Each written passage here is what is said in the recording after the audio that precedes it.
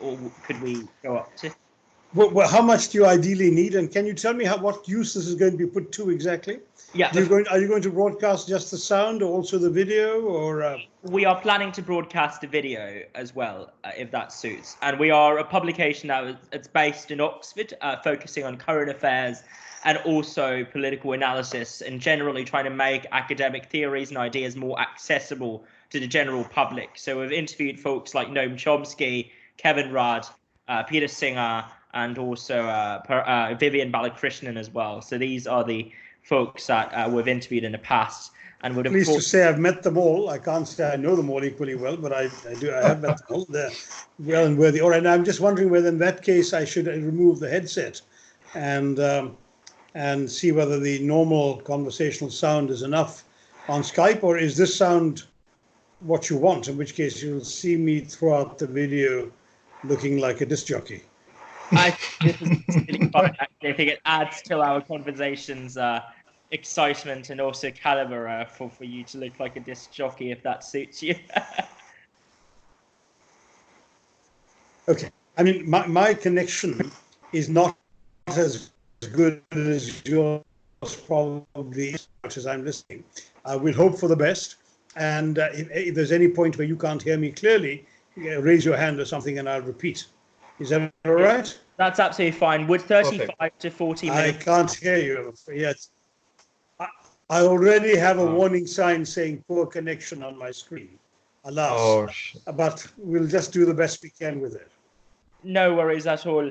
Well, thank you very much for joining us, Dr. Thrall. How long do you want, Brian, before we start? How long do you want ideally? Would 35 to 40 minutes work? If not, we can change and adapt. Well, I was hoping for 30, but we'll leave for a 5-minute margin to spill over if unavoidable, okay? Brilliant. That's perfectly fine. Thank you very much. Okay, let's start. Great. So I think we'll just pen it in for 22 as the rough cutoff time, so that would allow. Great. Wonderful. Thank you so much for joining us today, Dr. Thrall. I'd just like to start off with the elephant in the room, which is you've previously expressed concerns about China's response to the COVID-19 outbreak. Now, how do you think India is handling the epidemic and outbreak as it stands, especially under Modi's government? Well, I have mixed feelings about the Indian response as well. First of all, being a federal country, some states have handled it better than others. I think, for example, my home state of Kerala, which had the first cases who happened to be medical students returning from Wuhan, handled it very well. The whole WHO formula of test, treat, trace, isolate, and treat again. I mean, this is essentially the way in which Kerala has done its job. And despite the fact that it has the highest test rates in India, having tested 220 possible cases out of 1 million people per head of population, it's actually been able to keep fatalities down to 1 single soul. So that's not bad at all. In other states, I have to say, a less convincing response. The state of Bihar has tested 1 person per million. And Maharashtra and Delhi, which is where Bombay and Delhi are situated, are ramping up now. So we may see more impressive results there. So that's on that front. On the question of the lockdown, which was the decision taken by the Modi government that's had the most impact, I would have 2 critiques. And they may seem contradictory, but they're not. The first is that the decision was taken about 10 days too late to have been meaningfully effective. But secondly, it was done with too little planning.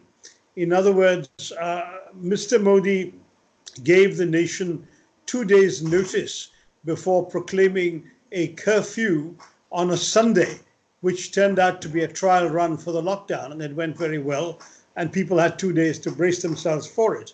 Then the next day at 8 o'clock at night, he announces with 4 hours' notice that the nation was going to go into a 21-day lockdown. Now, not only was that grossly inadequate as notice, but clearly the government was caught unawares by the large number of things that anyone with 5 minutes of thought could have anticipated might happen that they had not planned for.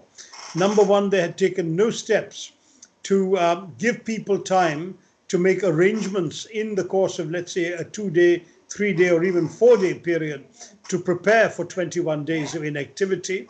Secondly, they had not done anything as a government to actually pass rules, regulations, or if necessary, laws that would tell, for example, employers that they were not going to legally fire people during that window, that they would have to pay a certain percentage of people's salaries, to tell domestic staff, factory workers and others what arrangements could be made for them, to assure people who literally lived on daily wages to have their meal that night, that the government would take charge of food, water, subsistence arrangements for such people until they were able to resume work. And finally, to tell people that those who felt obliged to return to their homes, India is a nation of migrant labor, that transport would be available for them to go home for, let's say, 2, 3, or even 4 days. Let's say if you're working in Madras and your home is a village in Bihar, you will need at least 2 days just to get there. So you needed to have given them enough notice and then locked down the country thoroughly. You would have done a far better job than this abrupt thing, which resulted in chaos, where people coming out onto the streets for essential supplies from milk to medicines were not just intercepted and barred by the police, but in many cases even beaten up. Even vigilante mobs started descending on street corners for the fun of whacking errant passers-by or motorcyclists who shouldn't have been on the road. Videos of all this were going around and gave the impression of a country in disarray. And I think this could have been avoided, and the complete lack of planning is something one can legitimately. Oh.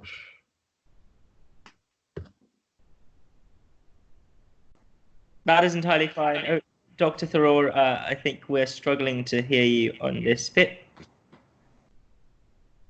Oh. No worries. It's all good. I think we can... Oh, dear. That is not so good. We can resume this and call John again. Just no problems. Let's call again. We can edit this later on, no problems. Shall I disconnect? No. Keep it on because I want the recording Okay. to keep going. So just whatever we do, no problems. Because we can edit this subsequently. So as long as we have. Hello. Hi, I lost you guys.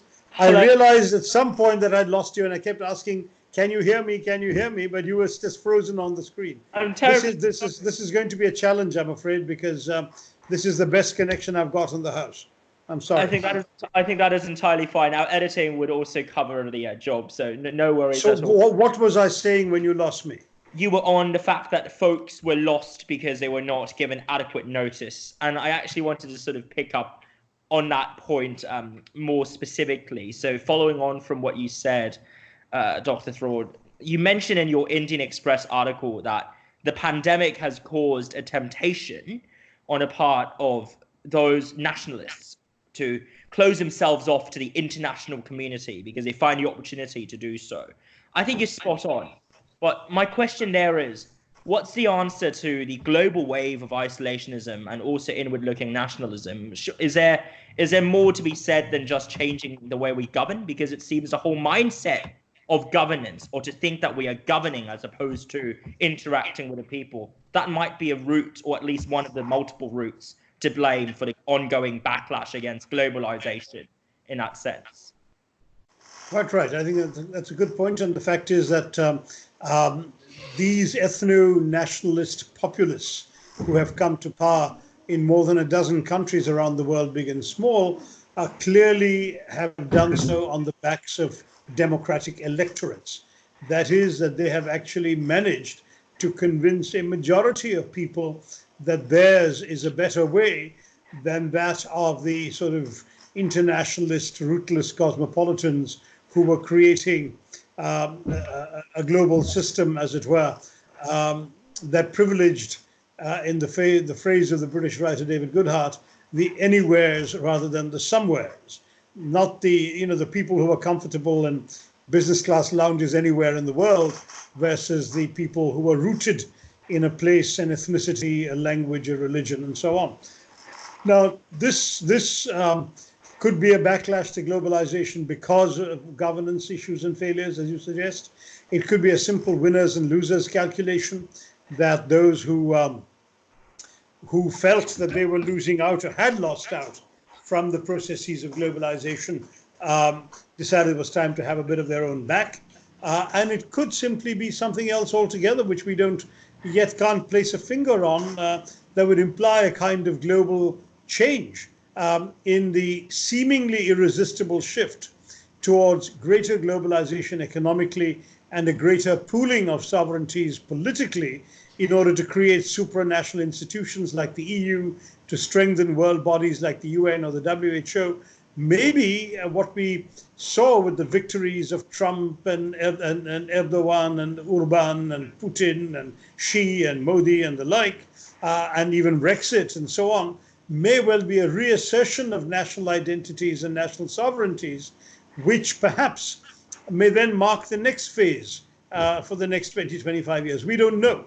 The debate is still being held, the battle is still being waged, and we'll have to see. But certainly looked at from the perspective of today, and given the extraordinary success and control and power of all these individuals, we may well be witnessing a reversion to states throwing up barriers behind their sovereignty and running their affairs as they please with less regard to the rest of the world.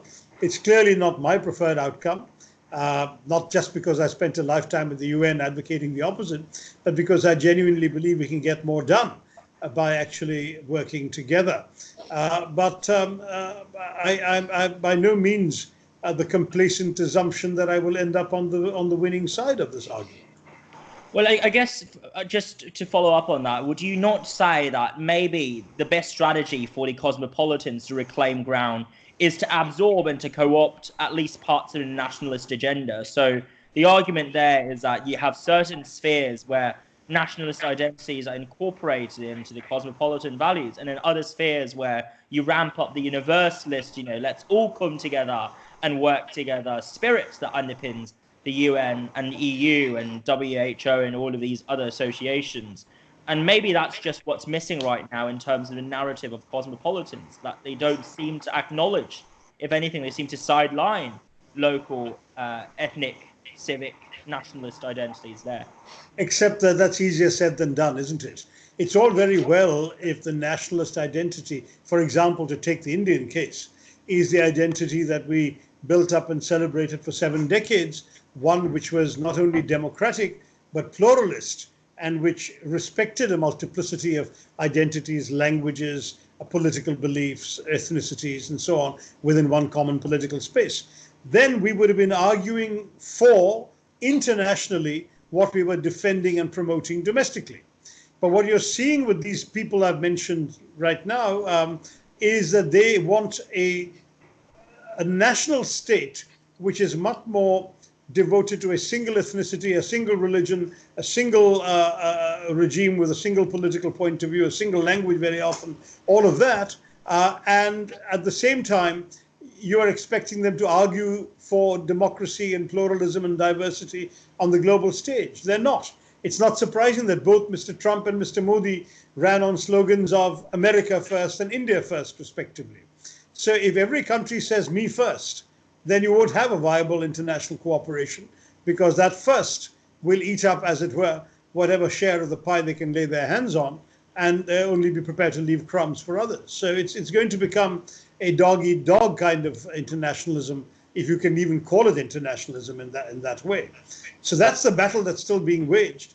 Clearly, it's partly lost. And as I mentioned in that article in the Express, we've seen with the WHO that already the dominance of certain major powers in the international organizations has very seriously infringed the autonomy of the permanent secretariats of these organizations to take a different stand.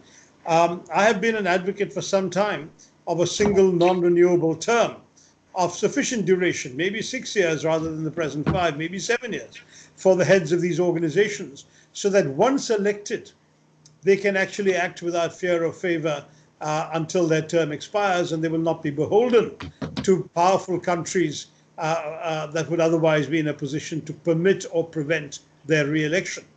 Unfortunately, that reform has not been adopted by anyone, but I would think that a Director General of the WHO or a Secretary General of the UN who knew that he or she was there for just the time that they were there would not necessarily need to go out of their way to act sometimes at the behest of one major power who could veto their re-election.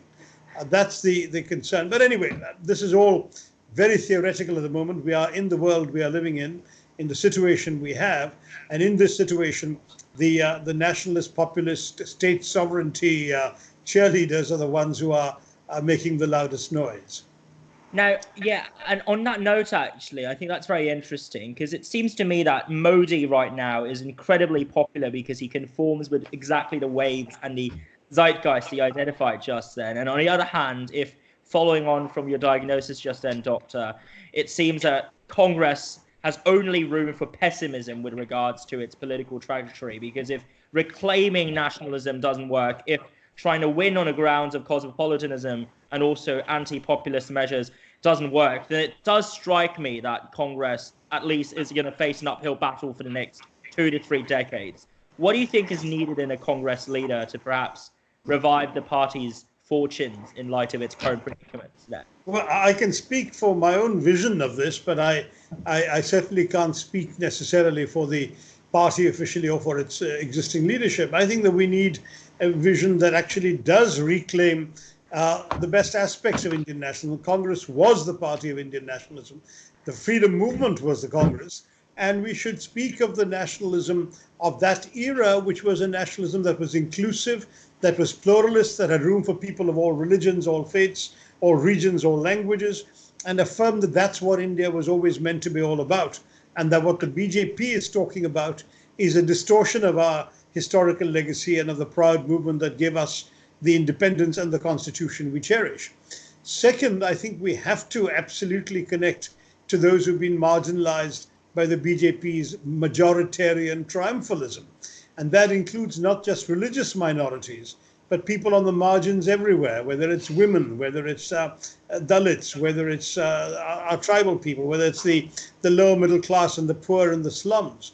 They have been essentially seduced to vote against their economic self-interest in the name of either national pride or national security or anti-terrorism or Hindu chauvinism, none of which puts bread on the table or food in their bellies or a salary in their pockets. And that brings us to the third major plank, which must be economic efficiency. We have a far, far, far better record in the last generation of having run the economy than the BJP has. And we would point out, you can feel as proud as you want to be of the Hindu messaging of your prime minister, but why would you want to give him another chance to keep you out of a job? You voted for him 5 years ago when he promised you a job. He still hasn't given you a job or created an economy that can generate jobs for you. You want to give 5 years more of that? Or you want to give us a chance to bring back the prosperity, the economic growth, and the management by grown-ups that characterized Congress rule for 10 years? I mean, that's the sort of messaging that we need to do. We need to be far more communicative than we have been at the national level, and we need to be far better organized at the states. At the moment, the party is very uneven. We have a very good organizational structure in states like Kerala, where I'm elected from, and a very weak organizational sector in states like Uttar Pradesh, where in many districts the party has essentially crumbled away. We need to revive that, and it can only be done by empowering and giving autonomous freedom to local leaders rather than centralizing authority in a sort of high command, which is the favored expression in the Congress party. Now, all of these are things that are easier to say than to execute, and I recognize that. But if we don't use the next 4 years that remains to us before the next general election to make these things a reality, then I'm afraid you're right. Your doomsaying prediction that we're facing not quite extinction, but increasing irrelevance over the next few decades could come to pass. I also will be honest and say that I still don't think, even if we do all of this, that we can come back to power. Did you lose me in a minute? I lost you. Anyway, I don't think we can come back to power on our own. I think we have to make common cause with other opposition parties, particularly regional parties, in turn, we should be prepared to cede some space to them while demanding from them only the recognition that we are the one national party that can stand for the values and principles on which they can all unite. But the Trinamool Congress in Bengal, the Nationalist Congress in Maharashtra, the YSR Congress of the Telugu Desam in Andhra Pradesh, the Aam Aadmi Party in Delhi, the Samajwadi Party and the Bahujan Samaj Party in Uttar Pradesh, the RJD in Bihar. These are all parties with significant standing of their own, which have their own organizational structure, their own party workers, and their own effective regional presence. None of them, and I've even left out a few others, the DMK in Tamil Nadu, for example, or the Shiv Sena in Maharashtra, none of them has any significant effect or influence outside one state. Whereas we, whether we win or lose everywhere. And therefore we have something more of a national credibility. If we could put them together on a common platform, and the time to start is now by building up an alliance in Parliament, we could well move forward, it seems to me, into mounting a credible challenge to the BJP next time, because people who may be skeptical about any one of our parties will be obliged to accept that collectively we can make the difference we need to make. Thank you very much, Dr. Tharoor. I'll take over from Brian. And just a short introduction, I'm Pratik Joshi. I'm in the history department under Professor Faisal Devji. And I'll be looking into the foreign policy. That's my research on. And based on the intersection of the international and what the Congress party has been up to, I have 3 questions for you, which may not be really pleasant ones, but definitely they are the ones I want to. I would request you. The first question is the present political discourse seems to have stagnated in a way that the opposition parties or the critical voices have constructed their criticism in the very same binary the BJP has utilized to win over the people. For instance, while the BJP has been saying that it's a battle between the national and the anti-national forces, that's how they have divided. The Congress or the other people, who are critical of the BJP, they are saying it's a battle between secularism and fascism. Now, don't you feel that this categorization restricts engagement with critical issues on a deeper level, and whether at all the strategy is enough to influence the political discourse which the Congress wants to? Because there's no intersection of key themes. No, I would agree with you only partly. We are also making other substantive arguments that seem to get no traction in the mainstream media reporting.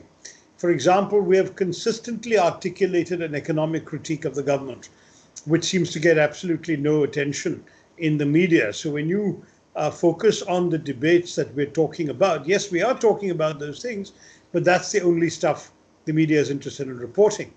We're also talking, for example, about the government's gross mismanagement of the economy, about its manipulation of petrol prices to gouge the traveling public, the Aam Aadmi, as we would say in our discourse, in order to meet their revenue deficits and their fiscal deficit. We've talked about for example, woeful public spending on both health and education. So, for example, one of my personal arguments, I've actually hosted a seminar as far back as 3 or 4 years ago on the mysterious question of why no election has been won or lost on the issue of health.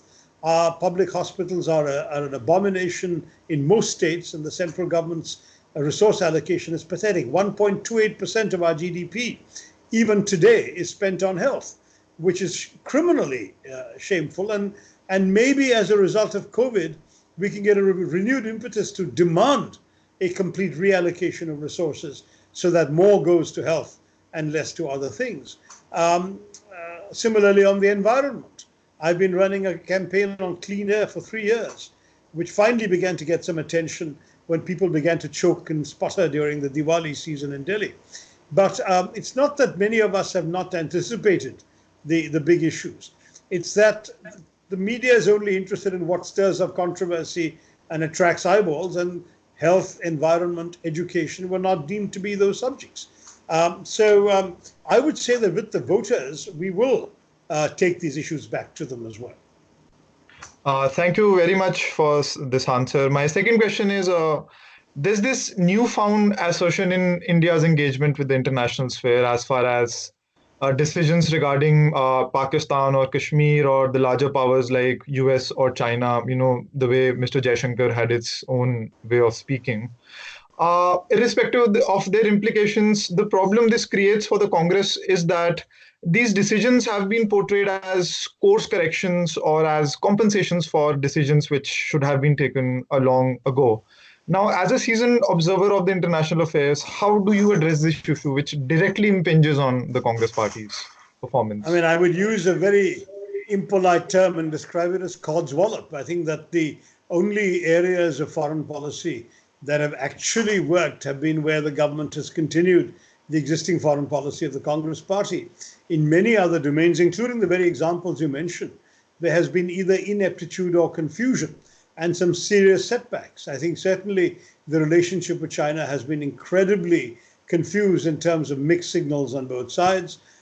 You've seen ups and downs worthy of a child's yo-yo, a contrast between a sort of ostentatious public relations bromance between Mr. Modi and Mr. Xi, contrasting with substantive setbacks on everything from access to the Chinese market on the one hand to the border standoff, including the Chinese presence in Doklam on the other, to the ridiculous trade imbalance, which has got worse during Mr. Modi's regime, etc., etc. There is, on the one hand, you have one kind of signaling, on the other hand, you have this kind of result.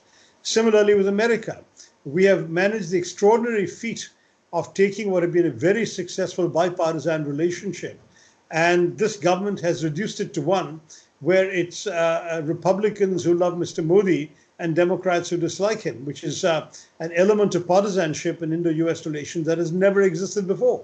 How can you possibly claim that Indo-US relations are in a good place? And on top of that, Mr. Trump's trade war against India on tariffs and so on has found the Indian government floundering. If you look at any other part of our crucial relationship, Pakistan comes to mind as another major embarrassment where the signaling has been all over the place and where there is nothing tangible to show in 6 years of mismanaged relations. And the neighborhood, which is so crucial to India, because a peaceful periphery is extremely important to any regional power. We have had adverse setbacks in almost every one of our neighbors. We've been lucky that in Bangladesh we have a power that is sympathetic to us, but even there the government has needlessly offended friendly elements in Bangladesh with its domestic rhetoric against Bangladeshi immigrants. And you've seen similar things going on with our comments on domestic policies in Sri Lanka, in Nepal. Bhutan, as a result of becoming a democracy, is much more openly willing to challenge some of the sacred assumptions of its relations with us. Maldives, we went through a very, very bad period until fortunately we had the election of a government that was friendly to India. But that was nothing that the Indian government could engineer. So in every respect, I think we have to accept that this government's foreign policy has been inept. And I would recommend to you the section of my book, The Paradoxical Prime Minister, that discusses this in somewhat more detail. Thank you very much, Dr. Tharoor. And my last question is regarding this, the whole question of secularism, which is being hotly debated. So as the opposition or the critical voices, they charge that the BJP is to blame for the present communal polarization. What do you have to say on the fact that the party's vote share increased and people, despite whatever it's there, it's black and white, but the people decided to vote for the BJP. So my question on this thing is that do we really need a new debate on the idea of secularism and the state's relationship with all the religions? Because unlike Europe, religious identity is very much part of people's own identities. We carry it on our sleeves, Hindus, Muslims, Christians, Sikhs, and they come in conflict.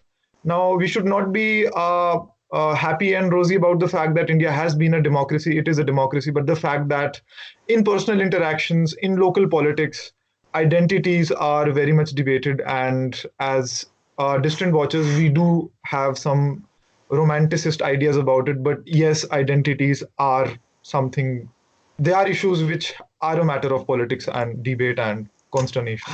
Thank you. Well, I mean, the fact is very simply that, as I just got through talking to giving an interview in French and explaining the difference between the French laïcité and our secularism. Our secularism really is a misnomer. It was always the wrong word, and which is why partially it didn't occur in the Constitution till 76. What it was actually a celebration of pluralism. And Pratik, you're quite right. There was an acknowledgement of multiple identities. But the word multiple was as important as the word identities. The idea was that Indians were secure in having their own identities, whether religious or caste or linguistic or regional or ethnic, provided they accepted that they're all sheltered under the carapace of the common identity that was Indian. My metaphor, which now I've been using for 25 years, that actually I applied to this was the metaphor of the Indian thali. That unlike the American melting pot, we were a thali made up of different dishes in different bowls. Each bowl had a distinctive taste. Because each dish was in a bowl, it didn't flow necessarily into the next. But they belonged together on the same platter, and they combined on your palate to give you a satisfying repast. That was the Indian experience, exactly the opposite of the American melting pot. And to my mind, what we are seeing now is a threat to that kind of secularism. At no stage did Indian secularism require you to forget your identity. It just required you to accept that your identity need not clash with other identities. You, be yourself. If you want to promote your own cause, you're welcome to do so. Within the rules, the common ground rules of our democracy. In a large democracy, you don't really need to agree all the time, so long as you agree on the ground rules of how you will disagree, and how you will express your differences, how you will express your identities, and how you will resolve them. So this is something that we had done very effectively for 70 odd years. And what the BJP government has done, you said slightly innocently, the people have supported. How many people? The BJP won its first election with 31% of the vote, its second election with 34% of the vote. Now you tell me that's the merits, if you like, of the Westminster first past the post system in fragmented constituencies with multiple opposition parties dividing the remaining 69%. But where do you get the notion that a majority shares the BJP's Hindutva view? I don't feel that at all. And even if a significant percentage does, it is only in northern India. I live and work and campaign and speak in the south, and I see none of the his chip on the shoulder about Muslims that some Hindus in North India bear. I see no fertile ground for the kind of soft bigotry or hard bigotry being signaled by the BJP orators in their speeches. I see absolutely no receptivity to marginalize Muslims or any other community. I see no sense of acceptance of the presumption of the BJP that India is in essence, first of all, a Hindu state, and only secondly, a state for everybody else, and that the others are here on sufferance as the guests or the invitees of the Hindus, which is the way in which the Hindutva movement sees non-Hindus. Now, all of that is simply, it is a recipe for dividing the country. It is a recipe for threatening the very idea of India. I mean, it's the idea of India, and I'm already prefiguring to you the theme of my next book, which is on Indian nationalism. And I'm just working on it now. But the idea of India is precisely one that is important, not just because it's a warm, fuzzy, liberal idea that you guys sitting abroad can applaud from your common rooms in Oxford, or whatever you call them. It's actually the most efficient and practicable idea for organizing and running a diverse democracy. And that the moment you depart from this, you actually threaten the very basis of the Indian nation itself. So I think it's very important to understand that what I'm talking about is not just fuzzy-headed liberalism. It is a very strong, passionate, practical argument to preserve the Indian nation as we have built it and developed it and protected it for 70 years. Just to pick up on that, actually, because I think that's fascinating, Dr. Tharoor. Might I suggest that you might perhaps be putting, or we might be putting the cart before the horse here, though, in that we keep talking about the Indian nation and the nation of India as a nation of idea. But would a nationalist not be able to say maybe this is precisely the argument for a more devolved, even more libertarian and locality and provincial politics driven form of Indian politics, where you don't go for sort of multiculturalist nation, you don't go for state building, you just let the natural course of each province or each state's imaginary of politics take its course, i.e., I'm not advancing this, but I suggest that some might say splintering or secession within India is not a bad or as bad an idea as it might seem on surface. And therefore, it is not a democracy to preserve, but instead multiple states that we ought to embrace the natural devolution into. Well, I happen to believe in a united India that's larger than the sum of its parts.